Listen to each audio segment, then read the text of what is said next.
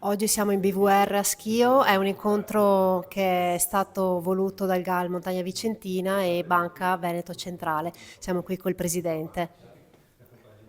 Sì, assieme per il territorio. Siamo stati chiamati in questo progetto importante, lo siamo anche in altri GAL, ci fa piacere perché essere in un GAL vicino a noi dove per anni è stata anche la sede del nostro territorio ci fa rendere utili al territorio stesso.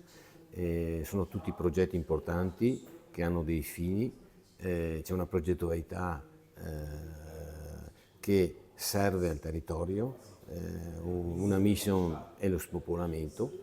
Noi dove facciamo come banca il nostro intervento di banca, andiamo ad anticipare cifre anche importanti per lo sviluppo di questo progetto, lo facciamo volentieri perché, ripeto, dove c'è da assistere, da sostenere, da sviluppare, vogliamo essere presenti.